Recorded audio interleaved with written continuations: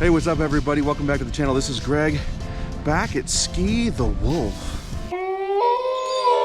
Ridge in Mars Hill, North Carolina. And yes, I paused for the sound effect to come in post, because I'm a professional. No!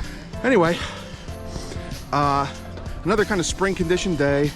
It's actually President's Day, which is a federal holiday, and there's no lift line, so I'm loving that. But I am gonna hit Lower Streak today, which is the hardest trail that you can access via mid-station, and there hasn't been enough snow this year to really open up the whole mountain. But so this is giving me Mad River Glen vibes, because ungroomed, the snow is covering just like a little thin strip in the middle. It's pretty steep for a blue, like probably really steep for a blue, especially because it's ungroomed. Like, this is probably the most difficult run I'm gonna hit this year. It makes hardcore at App Ski Mountain look like the back bowls of Vail or something. I mean, it's just so skinny. So, gotta muster up some courage and do it right. Maybe if I succeed, it'll be beer time. So let's rock. All right. Let's see if I can actually charge this and not just kind of pussyfoot my way down. Don't be scared, don't be scared, don't be scared, don't be scared.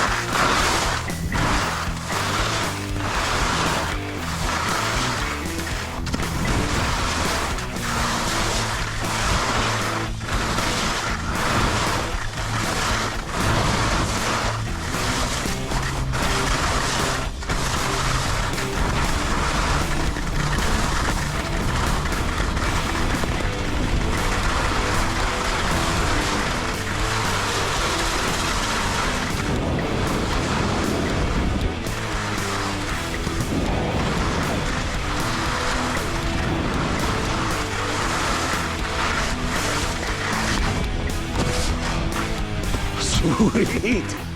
Yo! Oh, this is so fun. All right, so I'm back from Wolf Ridge, which was really fun. And before I get to the beer review, I just wanted to point out, we got some breaking news.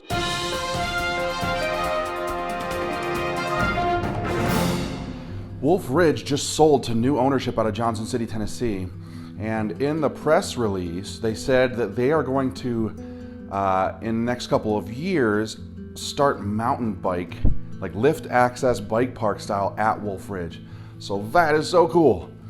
And they also mentioned, you know, they're gonna like update the lodge and they're going to commit more money to snowmaking. So in my last video, which was about Wolf Ridge, a lot of people were like, yeah, it's a shame that they've kind of let it go into disrepair and they blow enough snow to cover like one trail, they don't even groom it and they call it a day. And I do get a little sense of that. I actually really like Wolf Ridge as it was. So I'm hoping it's kind of like, I think about like Bull Mountain, don't go a-changin'. Like, I want to keep that vibe, that really homey, rustic vibe that they have at Wolf Ridge. The new owners say they're gonna make it more of a boutique experience, and I'm a little worried about that. Don't want another Vail Resort thing happening where they take over a small place, but I'm interested in what you think or what you know, or if you are the new owners, like let us know. But it does look like there's gonna be a lot of changes to Wolf Ridge starting next ski season and into the future, and I'm really excited about the mountain biking lift access DH. That's where it's at. So anyway, moving on to the next cool thing about today is I've got a crowler. If you don't know what a crowler is, well, it's a growler that's a can crowler.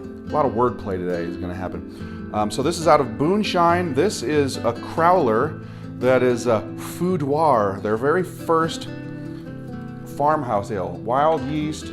This is a table saison. If you take a look at it, 4.2% alcohol by volume. Super like clear straw color, very effervescent. I mean, it looks like champagne kind of in the glass as the bubbles keep rising. And so this is really interesting. The reason it's called Foudoir, well, boudoir is the play on words, but this is made and aged in a foeder. And a foeder is one of these things. It's a giant barrel, usually oak. It's like 3 times as large as a normal barrel that would be used to age something like bourbon or something like that. They're used in winemaking. I'm not sure if this had the foeder that had this beer in it was previously used for winemaking or if it was brand new. But generally the larger tanks like the Foudiors, they make more of a homogeneous taste, like less of the surface area of the beer is touching the wood, and so it's like getting kissed by the wood as opposed to overpowered by it.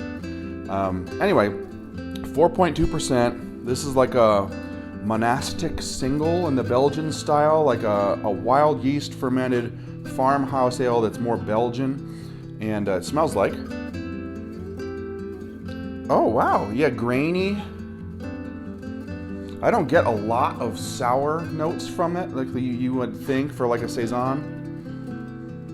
It actually smells really good. There's a sweetness to it, like a candied sweetness. I'm very interested in this. This might be more sweet than sour. So cheers. Let's see how this tastes.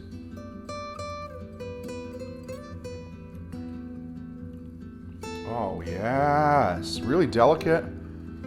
This is a great summer beer, and you do get a little of that sour, you know, Brettanomyces kind of thing. It's not really funky at all. You know what this tastes like? Yeah, it's dry, bubbly.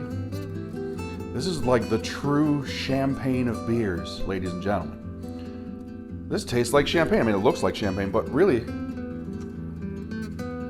not quite as bubbly. Wow, yeah, this is the most champagne tasting beer I've ever had. But it is very well done. No off flavors. It's not like, it doesn't hurt, you know. It's not astringent is what I mean to say. It's not really sour. There's like a hint of it. This is delicate, beautiful. It's made with like a specialty malt called Ursella, which is an Italian two-row malt I hadn't heard of before, and apparently neither did Google. Wow, this is great. So what's really cool about Booneshine, as I get the crowler back, is this is called Foudoir #1. So it looks like it's going to be a series of Foudior aged beers, and I'm here for it. I don't like Belgian beers, especially like the banana and clove ones.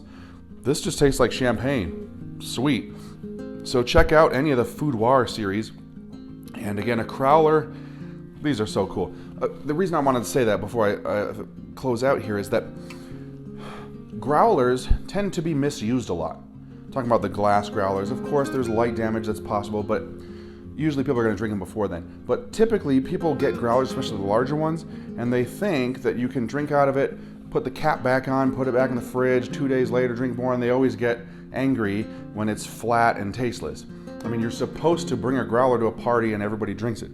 So a crowler, being a can, like nobody, except for my in-laws, takes a can, opens it, drinks out of it, and puts it back in the fridge and then comes back to it a few days later. Like, this makes it clearer to the consumer that you're going to open this and use it. And these stay fresh longer too. I mean, it can be a month, month and a half in a crowler. So I appreciate that Boonshine's using the crowler format, and I appreciate this beer a lot. This is the best Belgian style thing I've ever had.